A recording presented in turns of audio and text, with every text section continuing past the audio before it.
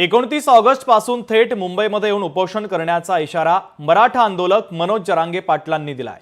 या इशाऱ्यानंतर राज्य सरकारची देखील धावाधाव सुरू झाली आहे। मुख्यमंत्र्यांनी तातडीने उपसमिती गठीत केली असून दोन्ही उपमुख्यमंत्र्यांसोबत बैठक देखील घेतली। जरांगे पाटील ऐन गणेशोत्सवाच्या काळात मराठा आंदोलकांना घेऊन मुंबईमध्ये धडकणार आहे। मात्र त्याआधीच आरक्षणावर तोडगा काढण्यात सरकारला यश येईल का, या संदर्भातला लोकशाही मराठीचा हा खास रिपोर्ट आपण पाहूयात।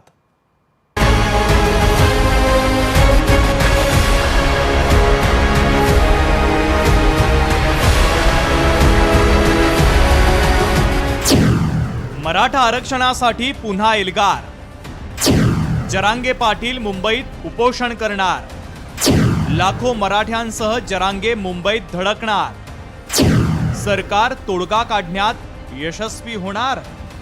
मराठा आरक्षणाच्या मुद्द्यावर जरांगे पाटील यांनी पुन्हा एकदा राज्य सरकारला इशारा दिलाय। 29 ऑगस्ट पासून मनोज जरांगे पाटील मुंबईच्या आझाद मैदानात थेट आमरण उपोषण करणार आहे। गेल्या अनेक वर्षांपासून मराठा आरक्षणाची मागणी पूर्ण झालेली नाहीये। यासाठी वेळोवेळी आंदोलन मोर्चे काढण्यात आले।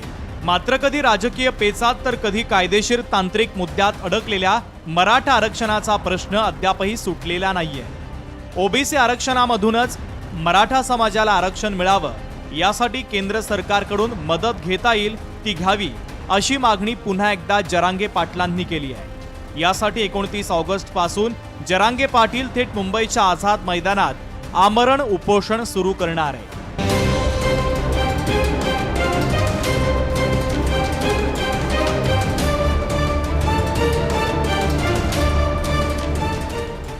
जरांगे पाटील लाखो मराठ्यांसह मुंबईत धडकणार आहे। त्यासाठी आंदोलनाची दिशा आणि जाण्याचा मार्गही ठरवण्यात आलाय। पाहूयात।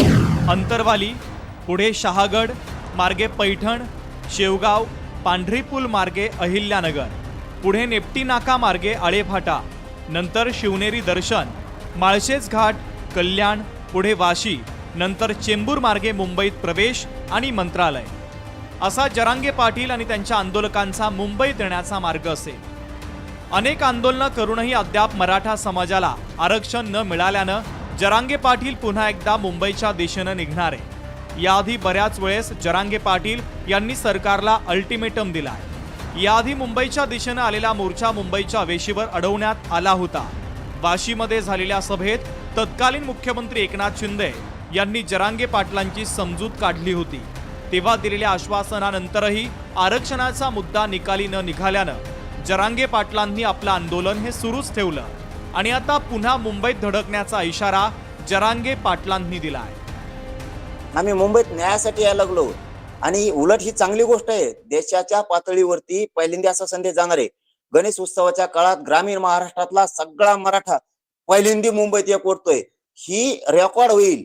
आम्ही तुम्हाला अडवायला येत नाहीत, तुम्हाला ट्रॅफिक जाम करायला येत नाहीत, उलट आम्ही गणेश उत्सवात तुम्हाला मदत करू लागू। आणि याच्या पुढचं लोकशाही चॅनलच्या माध्यमातून मी मुंबईकरांना सगळ्या सांगतो, आमची चूक काय। तर मराठा समाजाच्या उन्नतीसाठी योग्य तो निर्णय घेतला जाईल, अशी प्रतिक्रिया सरकारच्या वतीनं मंत्री उदय सामंतांनी दिली आहे। मराठा आरक्षण हे कशा पद्धतीनं दिलं गेलेलं आहे, ते मराठा आरक्षण टिकलेलं देखील आहे। मनोज जरांगेंच्या मागण्या ज्या आहेत त्या देखील सरकारच्या समोर आहेत। परंतु एक भूमिका स्पष्ट असली पाहिजे की शेवटी ओबीसी हा घटक देखील महाराष्ट्रातला प्रमुख घटक आहे आणि त्याच्यावर देखील कुठे अन्याय होणार नाही, ही देखील भूमिका शासन म्हणून आमच्या सगळ्यांचीच आहे। त्याच्यामुळं मराठा समाजाच्या उन्नतीसाठी जे जे काही करावं लागेल ते आम्ही त्याच्यामध्ये करणार। मनोज जरांगे पाटलांच्या इशाऱ्यानंतर राज्य सरकार आता खडबडून जागं झालंय। या प्रश्नावर एक पाऊल म्हणून मंत्रिमंडळ उपसमिती ही राधाकृष्ण विखे पाटील यांच्या अध्यक्षतेखाली पुनर्गठित करण्यात आली आहे। तर यात राधाकृष्ण विखे पाटील हे आता मराठा उपसमितीचे अध्यक्ष असतील, तर चंद्रकांत पाटील, गिरीश महाजन, दादा भुसे, उदय सामंत, शंभूराज देसाई, आशिष शेलार, शिवेंद्रसिंह राजे भोसले, माणिकराव कोकाटे, मकरंद जाधव आणि बाबासाहेब पाटील हे सर्व या समितीमधील सदस्य असतील। ही समिती गठीत केल्यानंतर मुख्यमंत्र्यांनी तातडीनं वर्षा निवासस्थानी उपमुख्यमंत्री एकनाथ शिंदे आणि अजित पवार यांच्यासोबत बैठक घेतली। मनोज जरांगे हे गणेशोत्सवाच्या काळात उपोषणासाठी मुंबईत जर आले तर सरकार आणि प्रशासनावर येणारा ताण तसंच मराठा समाज पुन्हा एकदा आक्रमक होण्याची शक्यता आहे. त्यामुळे सरकार आता या सगळ्या पेचातून मराठा आरक्षणासाठी काही सुवर्ण मध्य काढतं का हे पाहणं महत्त्वाचं असेल. उमेश करंजकर, लोकशाही मराठी, मुंबई. बुलेटिनमध्ये घेतो एक छोटासा ब्रेक. ब्रेकनंतरही पाहूयात महत्त्वाचे अपडेट.